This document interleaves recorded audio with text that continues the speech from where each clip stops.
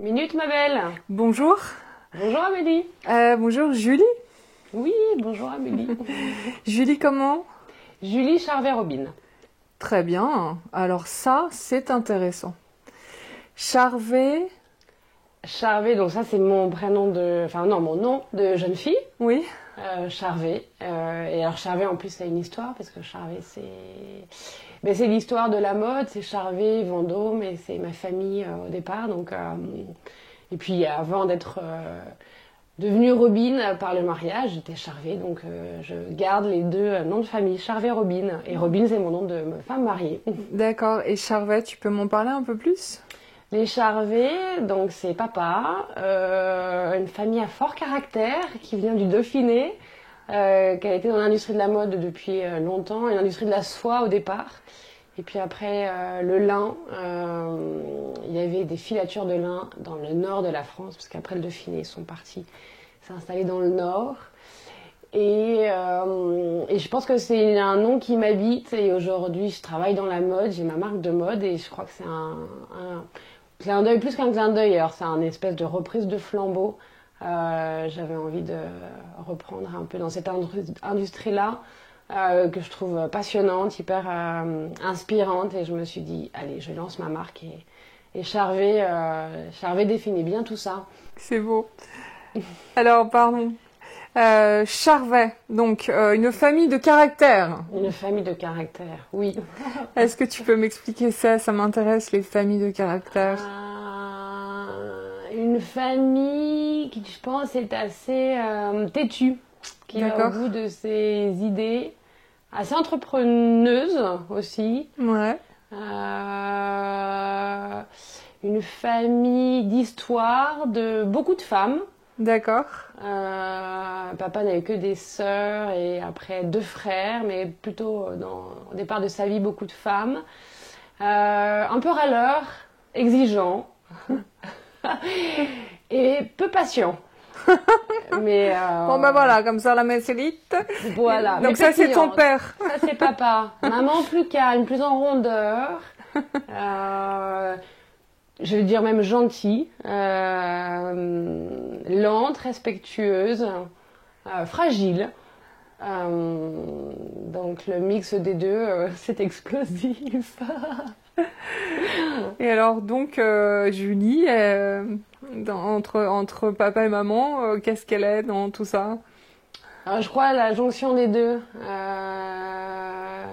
Le côté un peu fonceur de papa et le côté plus doux, arrondi de maman. Je pense que la somme des deux est importante. Une question d'équilibre. Je suis balance d'ailleurs. L'harmonie est importante. Ouais. L'harmonie est importante dans ta création aussi. Ouais, c'est de trouver finalement une harmonie à la fois de couleurs, de matière, d'épaisseur, de douceur.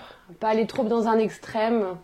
En plus, j'aime bien l'idée d'intemporalité, donc je peux pas aller dans une direction ou dans une autre.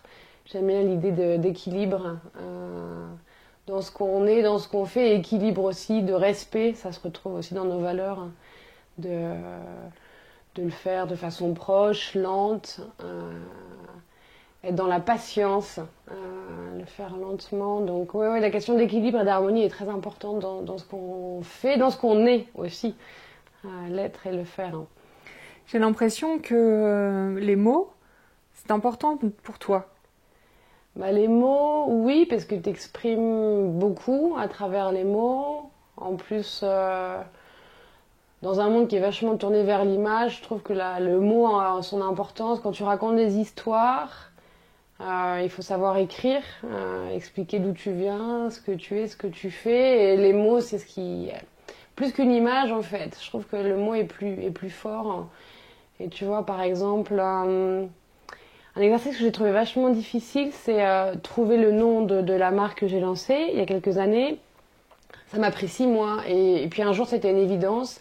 Et je trouve que ce mot arrive à vraiment encapsuler ce qu'on fait et à vraiment transcrire la manière dont on fait les choses. Et je trouve que le mot est plus puissant que l'image. Donc c'est important de savoir s'entourer de mots. De lire aussi, la lecture par exemple. Tout ça, c'est très inspirant, ça nourrit beaucoup. Parce que ta marque s'appelle L'Envers. L'envers. Est-ce que tu peux du coup nous en parler de ce mot? Alors le mot l'envers, en fait je trouve que c'est cette idée de transmettre le fait de faire les choses à l'envers. Quand j'ai lancé l'envers il y a 7 ans, je passais un entretien pour une marque de fast fashion et je me suis intéressée à comment fonctionnait la mode, où est-ce qu'ils produisaient, comment ils dessinaient, où est-ce qu'ils faisaient leur collection et j'ai compris à ce moment-là que la mode était souvent faite à l'autre bout du monde et dans des conditions pas toujours très glorieuses et glamour. Et je me suis dit, mais c'est incroyable, j'avais l'impression d'ouvrir la boîte de Pandore et je me suis dit, ben, on va le faire à l'envers chez nous et on va leur faire en local, une par une, donc chaque pièce est tricotée individuellement, lentement, et donc c'était cette envie de voilà, prendre le contre-pied d'une industrie que je voyais assez dysfonctionnante. Et aussi l'idée de l'envers du décor, parce que finalement, c'est les artisans qui tricotent pour nous, qui sont au cœur de l'histoire. Et donc, c'est ouvrir ce rideau et montrer cet envers-là, qui est hyper beau et souvent caché. Hein. On a vraiment à cœur de les mettre au milieu de tout ça. Donc, Miguel Angel, Marcelina, Casimiro, Nouria, Pépé et tant d'autres. Parce qu'en fait, Julie, tu habites en Espagne? Oui, je suis en Espagne avec mon mari et mes 3 enfants depuis 11 ans maintenant. On était à Madrid, dans l'hypercentre, et là depuis 3 ans dans un village de montagne à 1 heure. D'où le petit gilet de mouton. Oui, le gilet de mouton. Voilà, je suis complètement devenue campagnarde. Parce qu'en fait, ta marque, Julie, c'est donc l'envers. Et qu'est-ce que tu fais comme produit? Raconte-nous tout. On fait des pièces qu'on souhaite vraiment un peu sorties des armoires de nos parents, grands-parents, des pièces intemporelles, avec un design qui est hyper simple. Moi, je viens pas du milieu de la mode, donc je prétends pas être une designer très pointue à faire des pièces compliquées. C'est plutôt au contraire retrouver la simplicité. Et dans des pulls de qualité. Donc on travaille qu'avec des belles matières premières naturelles, qu'on source en France, en Italie ou en Espagne. Et on travaille de façon très proche avec nos artisans. Donc on dessine des pulls, des gilets, des écharpes, des cagoules, un peu de chaussettes maintenant aussi. Et c'est l'idée d'un vestiaire simple, qui dure, qui se met, se remet, se transmet, et qu'on fait voilà, un par un. Donc ça c'est complètement fou, parce que la mode normalement c'est des grandes quantités. Et nous, voilà, on prend justement le contre-pied. L'envers. Voilà, l'envers de ce qui se fait. Et raconte-moi, avant, tu faisais quoi alors? J'ai bossé longtemps chez Habitat, très longtemps chez Habitat. Super marque. Donc dans le design, l'ameublement. D'accord, ouais, c'est une très bonne marque. Hein, ouais. Et là, en passant en place de la République, c'était un moment de souvenir. Qu'est-ce que tu faisais là-bas? Design? Tu faisais créatrice? Et c'était tout ce qui était visual merchandising. Donc c'est l'aménagement d'un magasin, c'est-à-dire que comment tu agences tes produits en boutique, la vitrine, les univers, donc la salle de bain, la maison, enfin le salon, tous les objets de décoration, comment tu organises en fait ton univers de magasin. Au sein du magasin, et très beau parce que des belles pièces de design. Terence Conran est un visionnaire, il a amené des produits hyper intéressants comme la boule japonaise, la couette, donc et puis une belle marque et des beaux produits. Et c'est vrai qu'apporter du beau dans une maison, j'ai trouvé ça hyper satisfaisant, et j'ai toujours été sensible à la beauté des objets, des choses, et j'ai adoré travailler pour Habitat pendant longtemps en Espagne, à Paris, à Londres, et après dans le monde. J'ouvrais les magasins Habitat dans le monde entier, et c'était super. Alors en parlant de beaux objets, j'en ai un là juste que je vais te donner.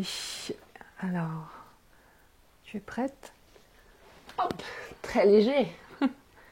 Oh. Qu'est-ce que c'est? Minute, ma belle. C'est beau, je crois connaître la personne. Qui est-ce qui l'a fait? Bah, une charmante jeune femme, une jolie rousse, Audrey. Audrey. Ah, Audrey, c'est hyper joli. Hein. Tu te plaît? Ouais, c'est très beau. Hein. En plus, le canevas est très fin, ce coton blanc, transparent. Il y a de la couleur, il y a du relief et c'est fait main. Donc ça allie tous les ingrédients. C'est très beau. Hein. Audrey est très douée. Hein. Très inspirante. Audrey est une brodeuse que je viens d'interviewer. D'accord. Et donc, elle m'a fait un sac. Et la beauté dans ta vie, qu'est-ce que ça représente? Ah, je trouve que le beau est inspirant et vraiment nécessaire. Je trouve que c'est un ingrédient de joie. Et que sans le beau, le monde n'a pas la même saveur. Et plus je grandis, vieillis, et je trouve plus la beauté est importante. D'accord. Je t'écoute. Ah oui, oui, la beauté, alors, bon, c'est un peu peut-être...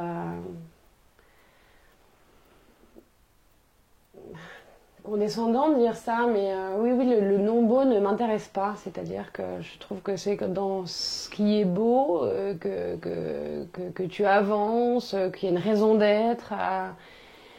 Je suis de plus en plus sensible à ça. Et le moche, le violent, je le mets de côté. Ouais, ce qui me rend triste aussi, je le mets de côté pour vraiment aller vers le beau. Comment tu cultives ce que tu viens de me dire au quotidien? Alors moi j'ai une vie un peu particulière parce que je vis vraiment dans un village assez reculé, petit, à 1 heure de Madrid. Donc je suis chez moi et j'hiberne une bonne partie de l'année, je me repose, et donc je m'inspire de la nature, donc de balades. Je pars de la maison, j'ai les montagnes autour. Donc la nature m'inspire beaucoup et me repose, me centre. Et par contre, j'ai aussi besoin de contrebalancer ça avec des visites régulières à Paris, où là, je rencontre beaucoup de femmes qui m'inspirent, qui sont des designers de mode, qui sont des créatrices dans différents univers, pas forcément que la mode d'ailleurs. J'adore les rencontrer, des photographes, des femmes qui justement créent du beau et que je trouve très inspirantes. On partage beaucoup, des photographes et je mélange toujours ça avec des événements pour l'envers et pas mal de boulot et puis aussi des expos. Je viens absorber des idées pour en fait nourrir mes créations et que je redescends 1 année ou 2 après, toujours. Il n'y a rien d'évident sur le moment, mais après, je sens que ça inspire des collections dans les mois, années à venir. Très bien. Alors, je vois que tu as un sac à côté de Oui. toi qui est très beau. Alors, mon sac... Qui semble très beau. Alors, c'est un sac que je trouve très beau et surtout très rigolo. On dirait un peu une pomme de pin. C'est vrai? Et alors, c'est... Je vais faire un petit zoom. Petite pomme de pain. Petite pomme de pain, et alors il est souvent trop rempli.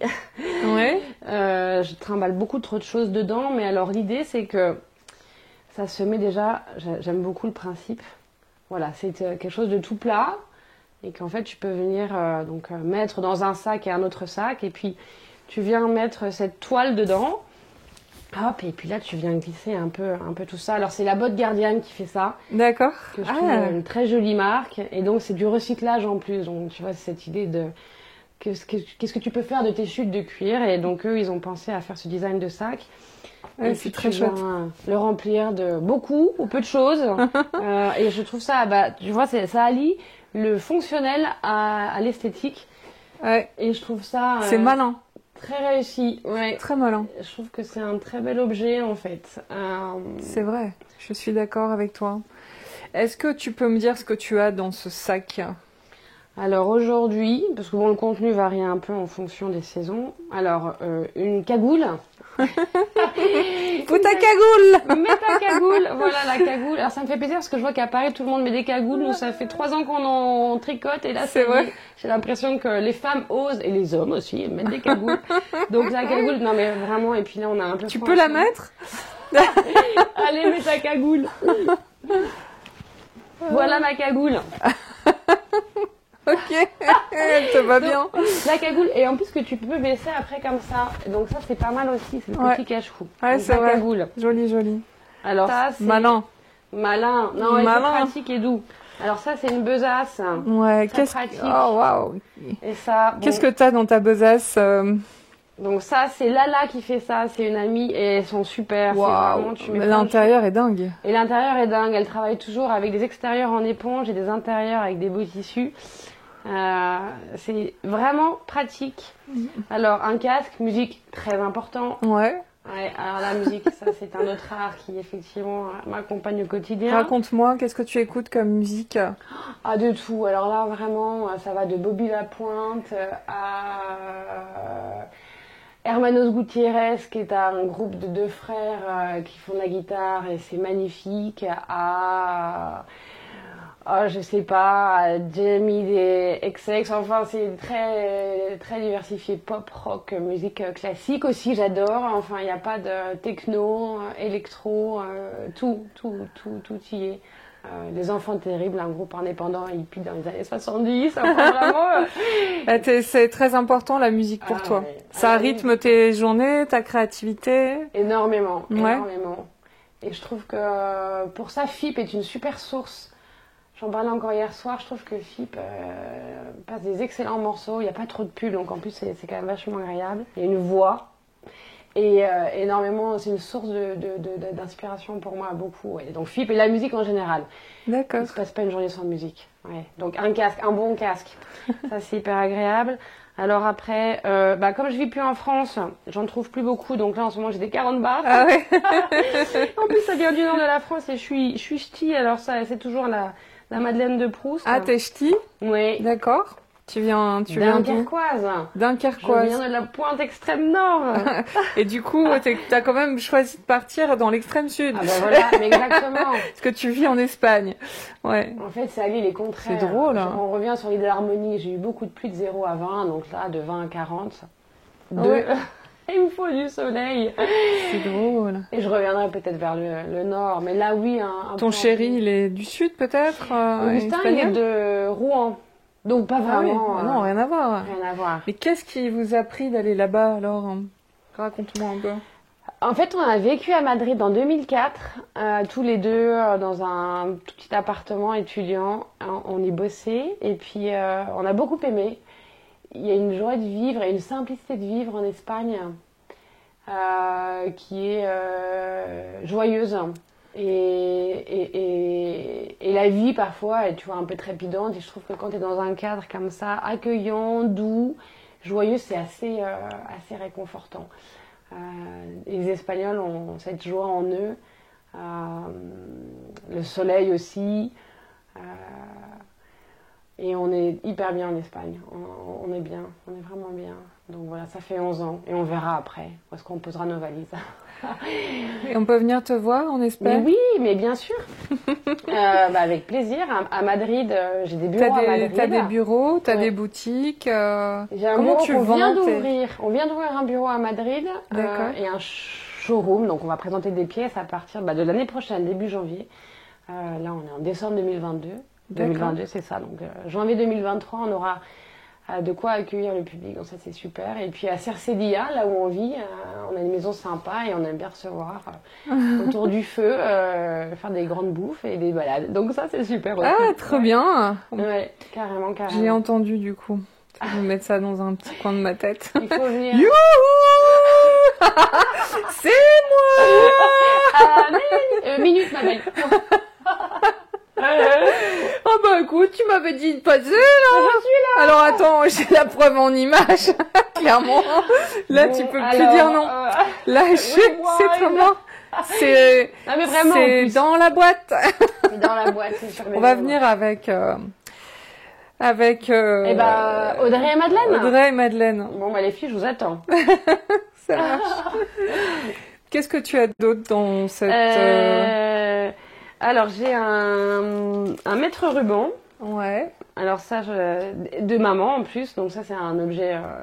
alors c'est rien de luxueux, hein, c'est un mètre ruban, donc ça permet quoi de prendre ses mesures. Parce que souvent on m'écrit et on me dit... je mesure tant de hanches de taille et alors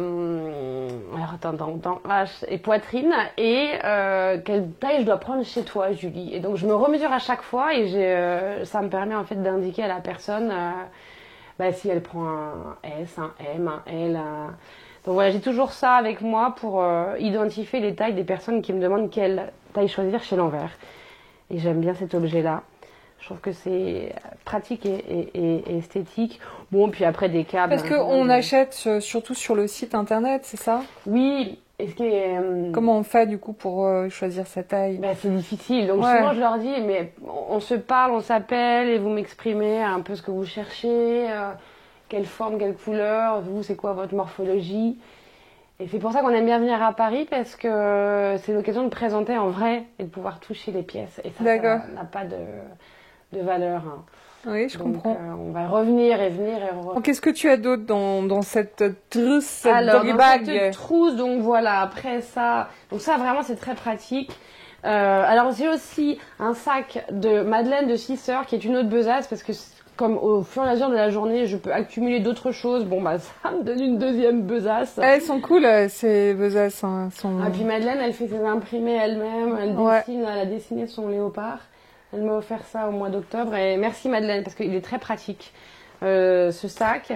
Et puis après, une clémentine. Une clémentine, c'est le fruit de la saison parce que je trouve ça toujours sympa d'avoir un peu à manger. T'en es où toi par rapport à la nourriture, l'alimentation?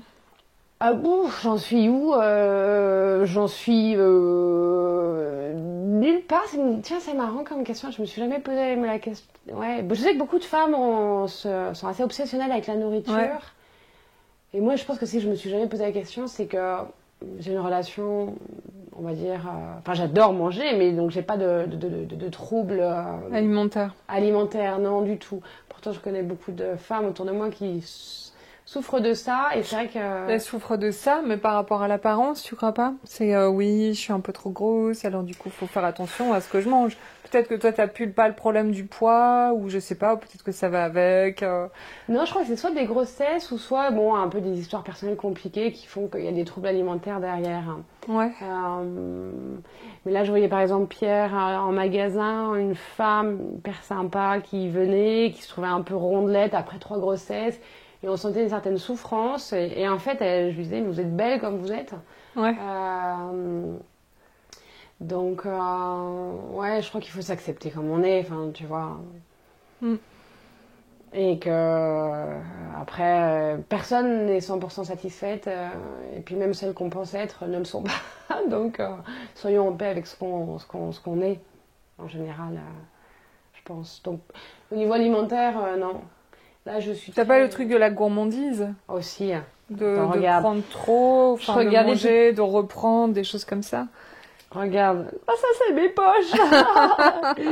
Là, on était au cinéma hier soir et on s'est mangé des 40 bars parce que comme j'ai passé en Espagne, quand j'en vois au caramel, je m'arrête et je les mange. Et alors là, c'est un peu obsessionnel. Okay. Alors là, pour le coup, le 40 bars au caramel, là, c'est une obsession. Ouais. Là, c'est le paquet qui passe. Mm-hmm. Le paquet qui passe. T'as été voir quoi au cinéma? Ah, Quentin Dupieux. Ah oui. Il n'y a pas beaucoup de gens qui me font rire, mais alors lui, il a un humour absurde. On est complètement sur le domaine de l'absurde, avec des acteurs qui sont toujours vraiment géniaux. C'est quoi le film? Fumer, fait tousser, ça est sorti, je crois, il y a quelques semaines. Et c'est complètement absurde. C'est une force de 2 femmes et 3 hommes qui un peu comme les biomanes, c'est les biomanes des temps modernes qui viennent se battre contre les méchants et qui doivent sauver le monde. Et c'est des histoires, et ils se racontent des histoires qui font peur. Hein. D'accord. Et c'est tellement drôle, c'est vraiment rigolo. Ah oui. Et lui, Quentin Dupieux, c'est aussi Mister Oiseau, donc il est aussi c'est un musicien. D'accord. il a fait des bons morceaux et puis il est aussi cinéaste. C'est son 10e film, je crois. Mhm. Et tout est très bon à prendre. Il a également fait Mandibule, qui était très drôle et à voir. Pour se marrer un peu, vraiment, beaucoup même. C'est un film que je recommande. D'accord. Ok.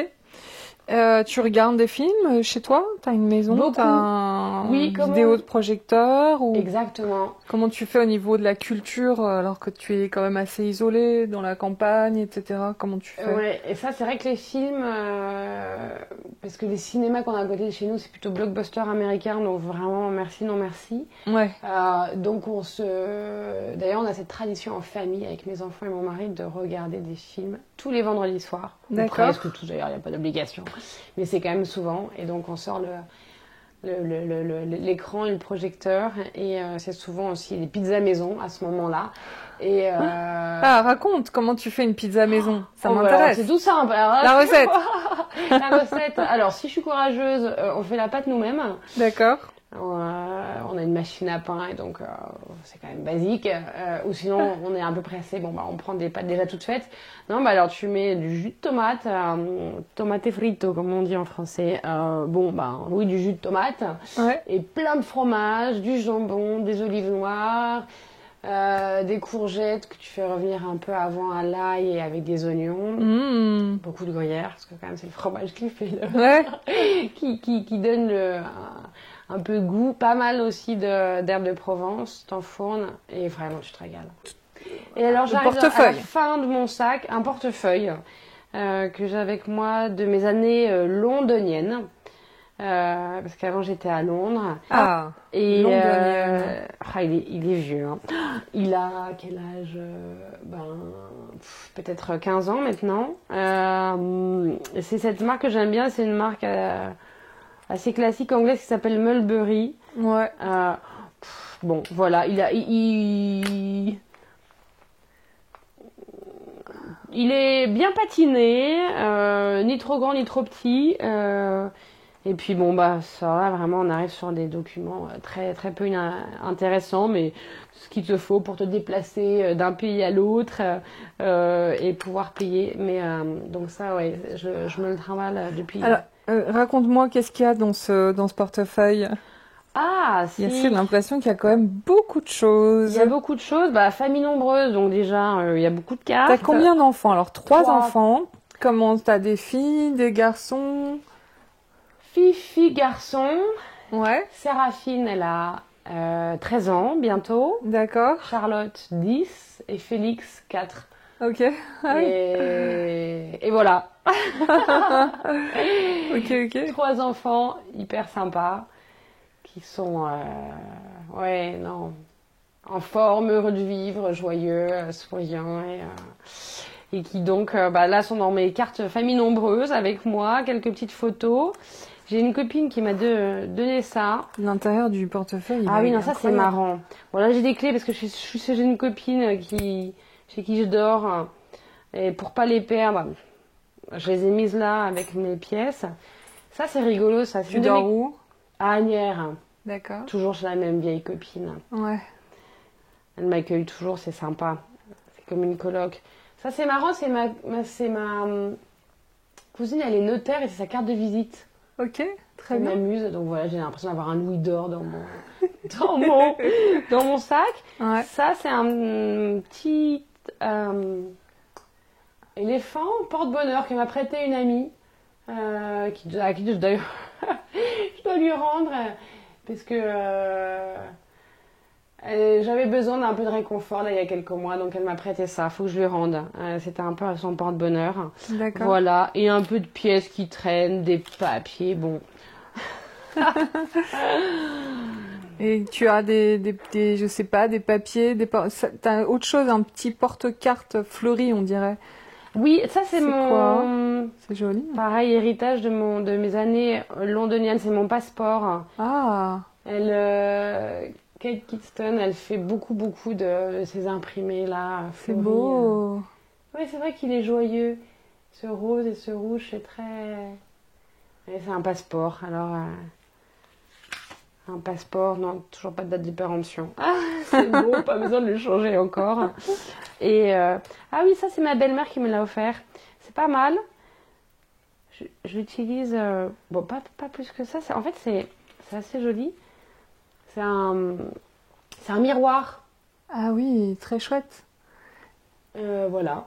Et je me rends compte que je dois pas beaucoup me regarder parce que je l'utilise pas souvent, mais il est là et il m'accompagne et je trouve que c'est très fin, très beau. C'est beau, c'est Ça très... vient du MoMA, tiens. C'est un bel objet. Ouais, je trouve que c'est Ouais. un bel objet. Ouais. C'est ma belle-mère. Tu vois, dans un tout petit portefeuille, comme que tu as énormément d'objets en vrai. C'est vrai. Oh, j'ai jamais fait cet exercice de le Ouais. vider. Ouais, t'as Plus plein toutes les d'objets cartes, très des particuliers. Bah oui, c'est marrant. En fait, on s'en trimballe dans des si petites choses. Et qu'est-ce que c'est que cette bague que tu as? Elle a l'air Ah, très belle. celle-ci? Ouais. Alors ça c'est une jolie histoire. Alors c'est ma bague de fiançailles. Euh, c'est de la péridote. Et puis alors, c'est une monture surélevée. Alors c'est un peu flottant, c'est assez rigolo. Ouais. Et c'est donc mon mari Augustin. Tu peux la mettre comme ça pour que je vois mieux? Alors il me l'a offerte. On s'est fiancés, on était tout jeunes, on avait 23 ans. Et puis alors on vivait à l'époque à Madrid déjà. C'est quand on était partis vivre 6 mois là-bas. Et c'est une histoire qui est assez marrante parce que il était arrivé avec une boîte de chaussures qu'il avait remplie de billets pour payer en cash. Il avait économisé pour acheter cette boîte. Il est arrivé dans cette bijouterie italienne, une marque italienne dans le quartier chic de Madrid. Et il m'a acheté cette bague que j'adore. Que j'adore. Et que j'ai avec moi depuis 20 ans. Je la porte depuis 20 ans et je l'aime beaucoup. D'accord, très bien. C'est une très belle bague. Qui de temps en temps se casse. Hein, je perds de temps en temps des pierres, mais bon, j'ai la chance d'avoir un petit bijoutier qui bosse bien à Madrid et qui me les répare. Voilà. Ça te rappelle à la fragilité des choses. Est-ce que tu es sensible justement à la fragilité des choses, ou est-ce que tu considères comme quelqu'un de très fort, de très pas trop émotive? J'ai pas envie d'être très fragile. Ouais, donc, mais d'ailleurs, je suis pas trop forte dans le sens, je suis super, mais dans le sens, j'oublie, j'ai pas envie de tomber dans la fragilité, en fait. Pour moi, c'est fragilisant d'être fragile. Et donc, c'est marrant parce qu'on a tous finalement un côté masculin et féminin. Moi, j'ai un côté masculin qui est même peut-être trop fort. Il faudrait que je mette plus de féminité en moi, apporter un peu plus de douceur et de fragilité. Mais ça me fait peur d'être fragile. Hein. C'est marrant, tu viens de dire qu'il faudrait plus de féminité en moi, plus de douceur et de fragilité. Est-ce que pour toi, une femme, c'est fragile? Disons que maman est fragile. Hein. D'accord. Et douce. Et donc, quelque part, pour moi, ça reste quand même la figure féminine par excellence. Enfin, je pense que d'accord. Quand tu dis fragile, tu veux dire qu'elle est sensible? Oui, elle est... Tu sens qu'elle peut se casser? Ouais. D'accord. Et je veux pas, moi, me casser. Donc, je surcompense. Ce qui est pas bon. Parce que on parlait d'harmonie tout à l'heure. Je crois qu'il faut nous tirer dans un sens ou dans l'autre. Parfois, Parfois, on s'arme et on se rend dur. Et c'est là, en fait, où on se casse. Alors que quand on est vulnérable, en apparence, et qu'on apparaît fragile, c'est là où, d'un seul coup, les choses, elles s'arrondissent autour de nous. Et je pense que c'est très juste. Et c'est vrai que... Et puis être trop fort et donc trop dur, c'est assez harassant pour l'entourage et finalement ça te perd. Je pense que la fragilité est une belle qualité. Hein. Et qu'il faut gagner, ouais, je pense, en douceur. Moi, c'est un peu quelque chose sur lequel je travaille, d'être plus... Comme j'associe la féminité à la fragilité, mais par mon histoire très personnelle, hein, pas du tout que la femme est plus fragile que l'homme, mais en tout cas, moi, c'est mon histoire à moi. Je me dis, il ne faut pas que j'ai peur de ça. Justement, il faut que j'apprivoise un peu cette fragilité et en faire une force. Est-ce que tu penses que tes vêtements sont faits pour des femmes fortes ou fragiles? Ah. Je pense qu'ils sont faits à peu près pour tout le monde. Euh, et souvent, ce qu'on me dit, c'est que justement, ça leur donne de la force. Alors ça, c'est assez incroyable, c'est le pouvoir du vêtement et cette prise de confiance quand tu mets un gilet dans lequel t'es bien, parce que soit t'as chaud, soit tu te sens plus belle, soit tu prends confiance en toi. Et c'est quelque chose de très fort en fait le vêtement.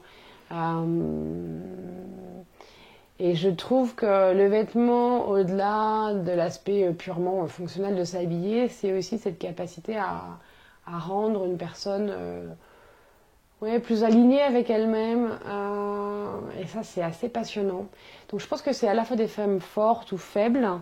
Euh, qui soit peuvent acheter 3 pièces ou soit vont économiser pendant un an pour vraiment s'acheter une pièce. Donc il y a une vraie diversité dans les profils de mes clientes, mais toutes cherchent à faire un achat qui a du sens, parce que c'était tricoté pour elles, de façon lente et éthique, et dans lequel elles viennent se blottir. C'est vraiment un peu l'habit refuge, hein, D'accord. et qui donne Une arme? ouais, exactement. Mm. Je pense qu'à la fois tu peux te cacher ou te réchauffer dans un pull, mais aussi venir un peu un habit de lumière dans lequel tu viens aussi peut-être pour un travail ou t'habiller ou un rendez-vous amoureux. Et ça c'est chouette de pouvoir tricoter ça. Euh, Quand tu dis c'est fait à chaque fois pour une personne, ça veut dire que tu choisis sur ton site le vêtement et là on va te le faire après Mm. ta commande? on tricote D'accord. à la commande. Ah ouais, ok. D'accord. Alors c'est pour ça il faut s'armer un peu de patience puisque c'est pas Donc chaque facile. pièce est unique. Oui, il y a toujours des petites variations d'un centimètre ou C'est deux. pas mal comme ça, au moins t'as pas de gâchis. Mais c'est exactement ça en fait, et d'où encore le nom de l'envers. Normalement, une marque de mode, elle se travaille où tu dois faire 300 références à la taille et à la couleur, parce que l'industrie textile est ainsi faite. Et nous, on a vraiment voulu se dire, ok, on réindividualise le vêtement et il est fait un par un. Et puis surtout, ça force à être patient. C'est-à-dire que Miguel Angel qui tricote pour nous, je peux pas lui demander de livrer le lendemain. Donc il a, en fait, si tu commandes et ça arrive 4 semaines après chez toi. Et ça force l'attente et je trouve que c'est d'autant plus de sens en fait. Parce que c'est fait pour toi et lentement et c'est vraiment une pièce qui est unique. D'accord, d'accord. Alors si tu avais une pièce à nous donner, ça serait quoi? Parce que je porte aujourd'hui. Ah, du coup je vais te demander de te dessaper. Ah De me le lancer. Alors, Et à oh qui là là, tu je vais voudrais? avoir froid. Et à qui tu vas le donner? À qui je vais le donner? Alors, j'ai une idée. C'est la première femme qui me vient en tête, Alice Roca. Parce que Alice, elle a en plus un passé de mode aussi. Alice, elle a été longtemps dans cette industrie-là. Alice est une femme très généreuse. On parlait de nourriture tout à l'heure, très gourmande, avec effectivement tout ce qu'elle cuisine au quotidien pour sa femme, ses enfants, ses amis. Son livre de cuisine qui est super, que j'offre à mon beau-frère. Et je suis très contente de pouvoir partager ça. C'est des super recettes, c'est très bon, très beau. Et Alice, je trouve elle arrive à mélanger des pièces vintage, modernes, toujours très élégantes, une touche de hippie et un peu classique et en même temps un peu exubérante. Et ça, je la vois bien avec. Donc elle est créatrice. Alice, elle a été styliste de mode pendant très longtemps. Elle a travaillé chez Comptoir des Cantonniers. Après, elle a travaillé pour d'autres gens en freelance pour dessiner des collections. Et puis aujourd'hui, elle est, parmi tant d'autres choses, elle a lancé un bouquin qui s'appelle Alice in Food et qui sont des recettes c'est Alice in organisées par... Food. Oui, qui sont organisées par génial. saison, donc en plus c'est pratique, tu vois. Je trouve Bah, que- j'aimerais tellement l'interviewer. Ah, Ah. bah écoute, Alice vient. En plus, c'est marrant parce qu'Alice, elle vit aussi à la campagne et puis elle Ouais. vient régulièrement à Paris en train. Ouais. Euh, Ah, bah, je vais la rencontrer alors, très bien. Bah ouais, Alice, c'est pour toi. Si tu viens à Paris voir Amélie, t'auras le droit à ta veste moumoute. Est-ce que tu peux me la Je lancer? l'enlève. Bon, bah alors Me la Alice, donner? hop, c'est pour toi. Trop bien. Tu as froid là? Un peu. Ah, zut, alors comment on va faire? Non, mais ça va, t'inquiète pas. Non, mais de toute façon, on a bientôt fini l'interview et je veux pas que t'aies froid.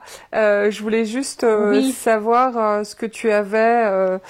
Je peux faire un montage. Je vais, Ah non, je mais ça va, t'inquiète pas pour moi. T'es Non, sûre? non, ça va. Ouais, ouais. Vraiment? Oh oui, je te le dis, t'inquiète Ok. pas. Qu'est-ce que c'est joli ce que tu portes? Qu'est-ce que c'est? Cette chemise? Ouais. Ah, bah, je suis contente de raconter cette histoire. Ouais, parce vas-y, que, raconte-moi. Je l'ai depuis. On est quel jour? On est jeudi. Pardon. Ouais. Et je l'ai. Ça va bien en depuis plus avec le mardi. décor. Ça va bien dans le décor. Bah, il y a la bougie violette et puis il y a le petit tablier Ah, que j'aime d'amour. on a bien travaillé sur le set design. Hein. Alors ça, je la raconte cette histoire parce que Raconte-moi un c'est peu. une autre femme formidable que j'aime beaucoup, qui s'appelle Julia, Oui. qui est venue, que j'ai vue mardi. Julia, elle a une boutique vintage, 45 rue d'Hauteville, donc pas très loin. Et Julia, elle chine des pièces vintage qu'elle raccommode, qu'elle remet en forme, qu'elle nettoie et surtout qu'elle sélectionne, là encore pièce par pièce. Et elle a une sélection incroyable, elle a un goût hyper pointu et surtout elle est capable de te dire ce qui te va. Et donc je suis allée chez elle mardi matin tôt, avant ouverture boutique, on était toutes les deux. Et ben ce jean, elle m'a dit regarde Julie, ce jean il va très bien t'aller, c'est une coupe classique Levi's USA brute. Et alors effectivement, tu sais, je trouve que quand tu arrives dans des boutiques vintage où tu as toujours des piles de jeans, tu ne connais pas ta taille, tu es là, oh j'ai la flemme, et elle te regarde.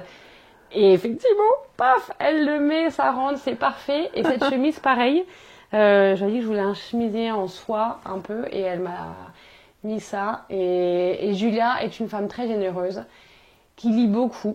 On revient sur le pouvoir des mots. Elle, ça l'inspire beaucoup, on en a beaucoup parlé. Elle lit pour avancer, pour comprendre la femme, les femmes, la vie. Et elle a plein de beaux projets. C'est une femme qui est très inspirante. Julia de Love and Dress. Ah oui, Love and Dress, ok. Ouais. Et C'est beau, très très beau. Elle est belle cette chemise. elle est belle, hein. C'est marrant en fait parce que je rencontre beaucoup là de créatrices qui ne sont pas seulement que des créatrices, j'ai l'impression. J'ai l'impression que là, le fil d'Ariane, on parlait du fil avec Audrey, la brodeuse. J'ai l'impression que le fil en ce moment qui me guide, c'est des rencontres avec des créatrices qui ont un univers autour, enfin c'est pas que de la mode, on parle pas que de la mode, il y a de la philosophie, de l'esprit, de quelque chose qui se veut autre en fait. Bah, c'est toute la notion de sens du vêtement. Ça va au-delà, en fait, de un pantalon, un pull, une paire de chaussettes. C'est comment tu le fais, pour qui tu le fais. Il y a vraiment un sens de finalité. Il y a du sens maintenant, ouais, dans la mode, en fait. Ah ouais, il y a beaucoup de sens, hein. Ouais. Mais en fait, tu exprimes tellement à travers le vêtement, ta personnalité, ce que tu fais, ce que tu es. Donc ça, c'était vrai jusque-là. Et puis en plus, maintenant, aujourd'hui, la façon dont sont conçues ces pièces, parce qu'elles sont faites à Paris, parce qu'elles sont faites une par une, ça vient vraiment, en plus, je pense, remplir. C'est un peu ésotérique ce que je veux dire, mais je trouve ça vient charger le vêtement. C'est-à-dire, et ça, on me le dit souvent, c'est-à-dire qu'une pièce qui a été faite dans des bonnes conditions, avec des artisans qui sont heureux de travailler parce qu'on respecte leur travail, on leur donne le temps de bien travailler. Ouais. C'est pas fait à la chaîne à l'autre bout du monde. Oui, Je pense que vraiment l'énergie se transmet dans le vêtement Et finalement, quand tu le portes, ça te remplit aussi de ça. Donc au-delà de la beauté, de la qualité, c'est aussi tout ce que ça transmet. Je suis assez sensible à ça. Je sais que c'est un peu ésotérique. Non, on peut. Bah, c'est très l'achat en conscience. En conscience. Et c'est vrai que... Est-ce que toi, t'es labellisé éco-responsable? Qu'est-ce que t'as Alors, labellisé, j'aime pas trop cette...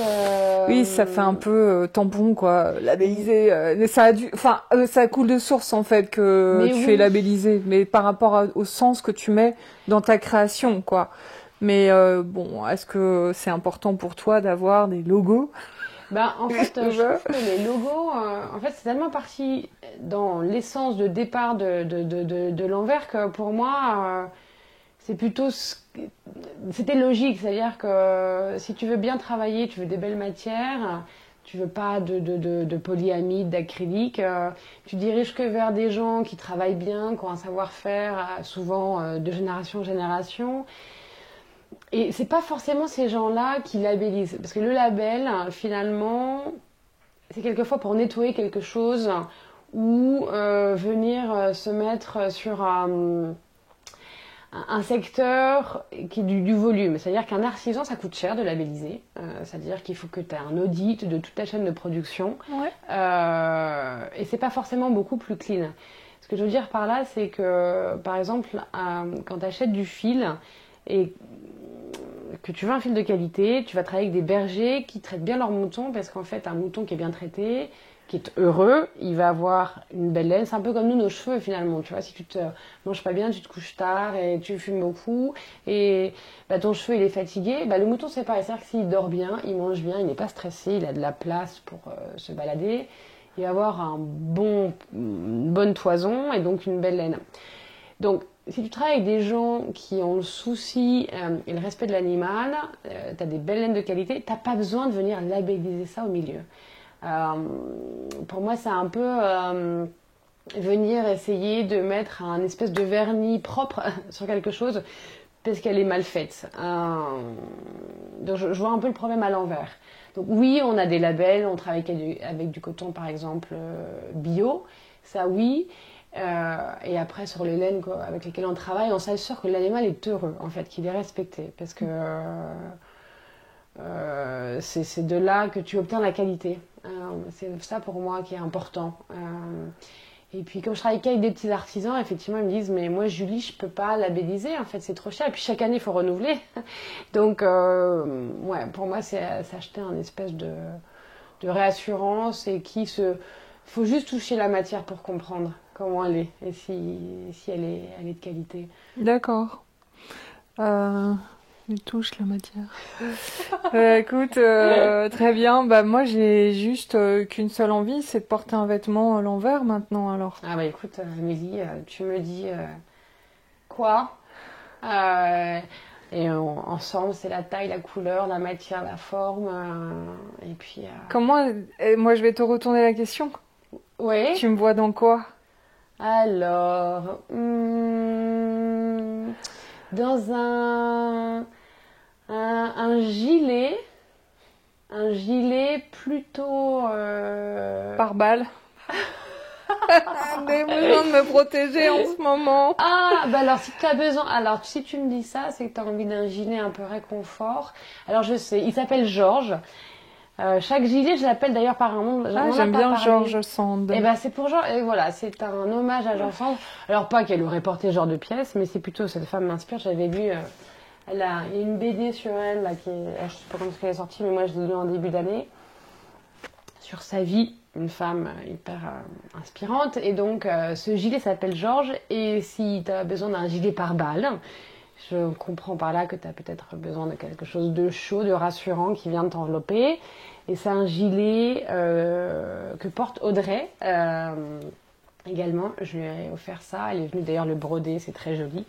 Et c'est un gilet dans lequel tu peux venir mettre il y a des poches, donc tu peux venir mettre tes mains, avoir chaud. Et c'est un gilet ou une veste. C'est-à-dire que tu peux le mettre en surpull, avec un autre pull en dessous, parce qu'il est assez oversize, donc tu as l'espace, avec des grandes manches ballons, un col qui est haut, double, en mohair, donc j'ai fait un peu poilu, et je pense que ça tirait très bien. Bah écoute, je vais aller regarder. On est toujours, tu vois, sur le côté masculin, donc la fragilité. Peut-être que si je peux être fragile sous mon gilet pare-balles. Exactement. Et finalement très forte aussi. Ouais, je peux me protéger et à la fois assumer et montrer ma fragilité. Alors, bon, écoute, alors donc tu vas retourner dans ton pays chaud et nous laisser à notre pluie. Je vous laisse votre ciel gris, ça je le remporte pas, celui-là. Mm. Là je repars avec d'autres choses, encore des belles rencontres, dont toi. Ouais. Merci. Minute, Madèle. Merci d'être venue. Ça me touche beaucoup d'avoir pu te rencontrer. J'ai entendu parler de toi par Madeleine, parce que j'ai suivi votre collaboration, donc j'avais regardé ton travail. Je trouve ça chouette que tu y sois venue à moi. Donc Ah je bah, te merci de remercie m'avoir accueilli. avec le cœur. Et bah, qu'est-ce qu'on peut te souhaiter pour la suite? C'est marrant, j'écoutais un podcast d'une nana qui est assez inspirante et qui posait cette question-là en fin d'année, un peu bilan, et puis tu prépares l'année suivante. Quel est le mot de ton année 2023? Et bah, j'ai pas encore vraiment trouvé le mot, c'est encore un nuage de mots. Mais je pense harmonie. Harmonie. C'est la boucle, hein. T'as commencé par harmonie, tu finis par harmonie. Je le travaille. L'harmonie.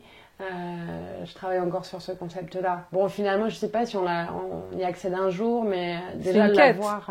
Ouais, voilà, je pense que c'est une quête. Et puis plus tu la travailles, plus tu en l'approche. Je suis pas sûre que tu arrives un jour à l'avoir à 100%, mais déjà le fait de vouloir s'en rapprocher t'amène pas trop loin. Bon bah écoute, merci beaucoup. Merci à toi. Et puis bah je t'embrasse et puis je te dis à très bientôt. Salut Amélie. Ciao.